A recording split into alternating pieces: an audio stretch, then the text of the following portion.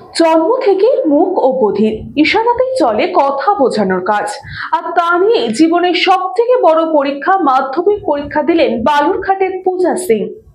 জন্ম থেকেই মূক ও বধির পূজা, মূলত ইশারাতেই তার সঙ্গে কথা বলতে হয়।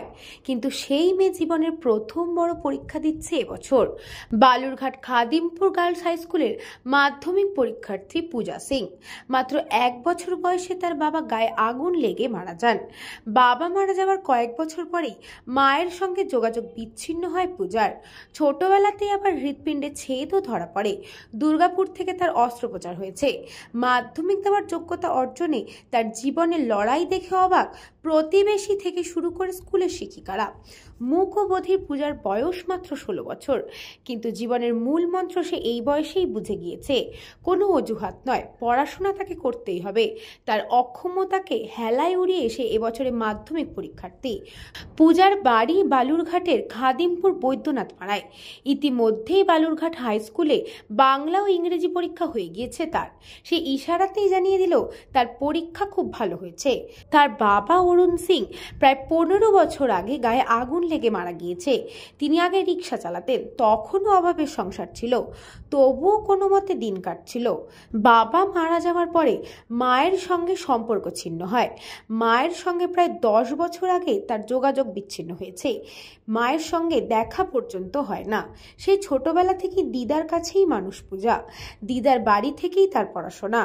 পূজার বাড়িতে গিয়ে দেখা গেল ঘরের প্রতিটি কোণ থেকে অভাবের চিহ্ন বেরিয়ে আসছে। দিদা গৃহ পরিচারিকার কাজ করেন, যা দিয়ে খাতা কলম কিন্তু হিমশিম খেতে হয় তাকে। হৃৎপিণ্ডের ফুটো ধরা পড়ায় সেখানেও ব্যাপক অর্থ ব্যয় হয়েছে। মাঝে মধ্যে অজ্ঞান হয়ে যেত পূজা। এমনকি গত বছর নভেম্বর মাসেও হাসপাতালে চিকিৎসাধীন ছিল সে। স্কুলের তরফে তার শারীরিক অবস্থার কথা ভেবে আগামী বছর পরীক্ষা দেওয়ার পরামর্শ দেওয়া হয়। এখন সে পুরোপুরি সুস্থ নয়, কিন্তু পূজার জেদে এবছরই বসেছে মাধ্যমিকে। তার দিব্যাঙ্গ শংসাপত্রে দেখা গেল 100% স্থায়ী প্রতিবন্ধকতার শিকার সে, কিন্তু সেগুলির পরোয়া না করে পূজা এবছরই মাধ্যমিক পরীক্ষা দিচ্ছে। আমরা একদম দুধ খাওয়ার থেকে দেখে আসছি। কতটা কষ্ট হয় ওর? খুব কষ্ট হয়, খুবই কষ্ট হয়। ওর বাবা মা তো নাই, ওই দিদা মানুষ করে, ওই মামিরা মানুষ করে। ওই নিজে নিজে মাথায় ইয়ে করে নিজের বুদ্ধি খাটায় ওই পড়ে বই দেখে। কোন স্কুলে পড়ে? এই খাদিমপুর বৈদ্যনাথ বড় স্কুল, এই যে গার্ড স্কুল।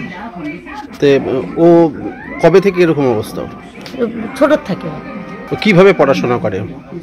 ওই নিজের বুদ্ধি করে পড়ে,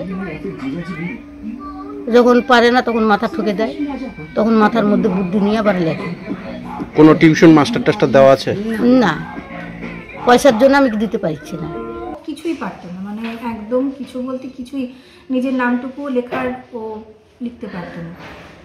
এবং শারীরিকভাবেও ও কিন্তু সুস্থ নয়, মানে শুধু যে ওর স্পেশালি এবলড জন্য কথা বলতে পারে না, শুনতে পারে না, এই সমস্যাটা শুধু নয়, ওর কিন্তু হার্টেরও একটা প্রবলেম আছে এবং তার জন্য দীর্ঘদিন স্কুলে অনুপস্থিত থাকতে হয় ওর শারীরিক কারণে, হসপিটালে ভর্তি থাকে এরকম।